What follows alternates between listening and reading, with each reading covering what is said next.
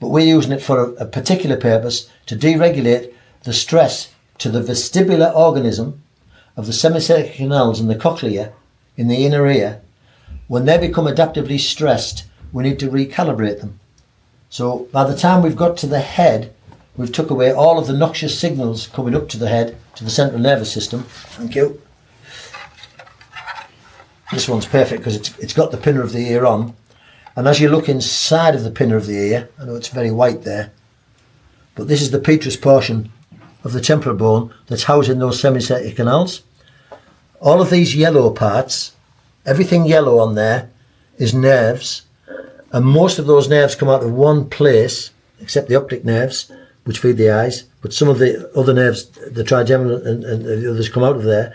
And all of that is part of the trigeminal feed. It feeds right down to the jaw muscles, and the jaw is imperative for balance. It feeds all the teeth, so you can get toothache from pressure in there. It feeds it the vestibular. If there's torsions in there, you can get a build-up of wax, you can get hearing problems, balancing problems, Meniere's syndrome, all kinds of things come as a result if it's not working properly. So when we're pulling the ear, we're pulling along this line of tension here, and can even affect the muscles of the eyes before we get to the eyes. So we're regulating all of that vestibular normal reflex behaviour. These muscles here are called the mass eaters. That's they're spelled M-A-S-S-E-T-R. And I remember them because it's a mass eater. It's your chewing muscle. Very, very powerful chewing muscle. And basically, this muscle and the temporalis muscle, because it sits on a bone called the temporal bone, so the temporalis, are involved in the jaw balance. And the balance of your jaw, thank you, the balance of your jaw and the balance of your sacro-iliac joint work together in what we call a closed kinematic chain. So if I'm on a bike and I'm pedalling here, the back, there's the cogs that I'm turning round, and the back wheel is all joined by a chain that's called a closed kinematic chain, right? And that operates on different mechanisms that also work in biology. And so the relationship of the jaw mechanism and the sacro-iliac is a closed kinematic chain. So if we imbalance the pelvis, it imbalances the jaw. If we imbalance the jaw, it imbalances the pelvis.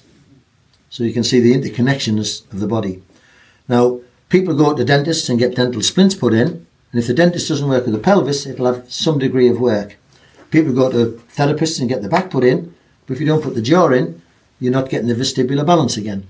So again, you're working in parts, you're working in parts, you're working in parts. And I've seen a lot of this over the years. What system works the whole thing? How do you deregulate the nervous system?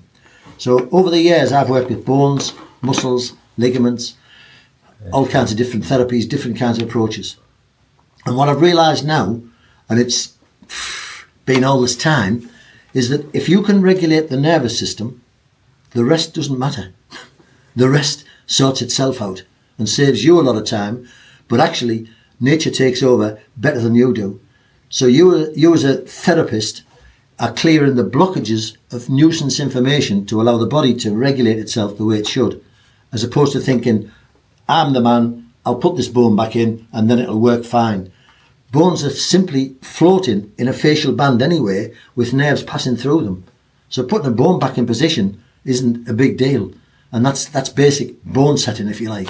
And in and of itself, it's way not enough. We've got to look at the nervous system. So all of the time I'm looking at the connections, the simplicity of the complexity. The body is very complex, but it's also very simple. And a man called Dr. George Goodhart back in the 60s, who developed a system called applied kinesiology, which combined Eastern therapies with Western therapies, which was the road that I was on, so it was perfect. I wanted a scientific basis for the teachings of Hatsumi. It's like there's the Western teachings about energy and this. It's like he's the Western part, adjusting joints or doing up to surgery. How did you put them together? And applied kinesiology showed us that connection. And he made a statement. He said the body is simply intricate and intricately simple. And whether that makes sense to you or not, it means that there's a simplicity to the complexity. So if you don't understand the simplicity, you work with the complexity. If you understand the simplicity, it deals with the complexity. And I'm showing you the simplicity of connections of these points that make the rest of the system work. Now, when you deregulate this system, your jaw starts to open better, your tongue gets a better myostatic position, your breathing can change from even nasal breathing to mouth breathing to nasal breathing can be helped with this and some of the other things that we're doing. But it's a really important muscle because of the connection of the kinematic chain between the jaw and the sacro-iliac joint. So we're going to strip that out and also strip out this muscle called the temporalis, which we'll show you much more next week. The brain dehydrates when you're concentrating hard. Every 20 minutes it needs hydration. And you talk to people who go, they don't drink much water at all, or they drink loads of coffee, which cortisol level goes through the roof, and then they wonder why at the end of the day they're all wired up and it's time to go to bed. And they'll use the phones till 10 o'clock, and then some of them go and do their emails in bed. It's amazing that they don't want these cortisol levels to come down. And a lot of that is held in the head with these tensions.